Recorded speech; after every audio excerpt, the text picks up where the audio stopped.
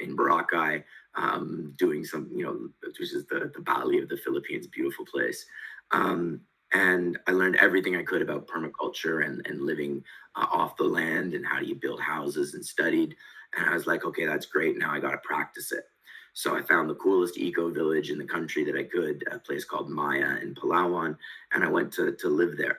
And I had this beautiful experience of living in a conscious community in an eco village in the mountains of Palawan. And I got to see firsthand the beauty and the complicated nature of building a intentional community and the personalities and the money involved and everything that makes that so complex. And I got through that journey, I read pretty much everything I could about the eco village movement in Oroville and Findhorn, etc.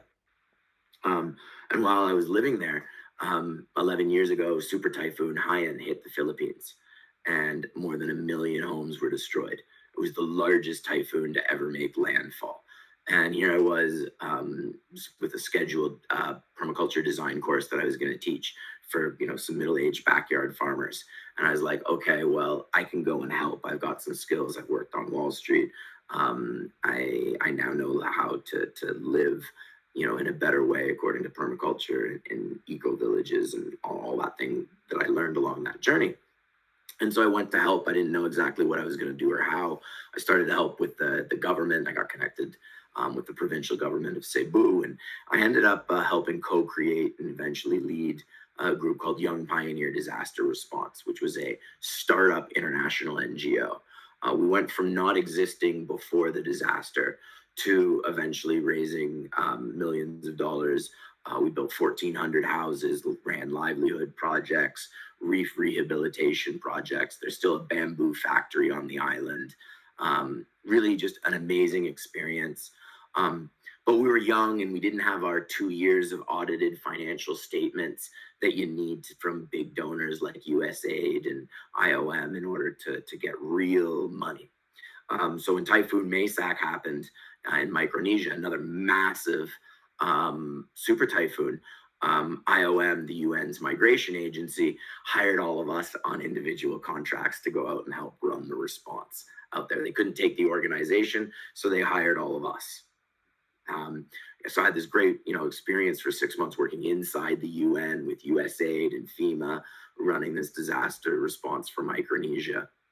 And then from there, I went on to translate that into working for Engage Spark, which was a two-way communication with IVR and two-way SMS, and eventually ended up in Afghanistan with IOM, the UN's migration agency.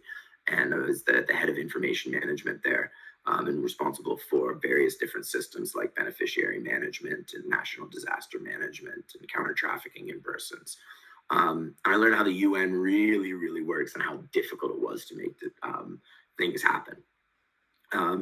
So after that, left, had a great experience there, spent a year in crypto, doing fraud recovery and applying kind of my skills in open source intelligence and data analytics.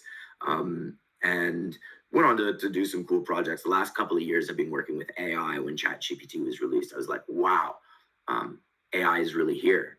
Anyone can use this. 8 billion people can use this. This is amazing. And so I started this journey of understanding how do we bridge the digital divide? Because what I see is the digital divide not doubling every year. I see it doubling every month as the top of the socioeconomic pyramid goes all in on adopting AI and automation and advanced technology. And the countries at the base of the pyramid just are not even talking about it. Countries like Trinidad and Guyana, and even the Cayman Islands, Nicaragua, Costa Rica, some of the countries I've visited recently, there's literally almost no conversations in those countries about AI.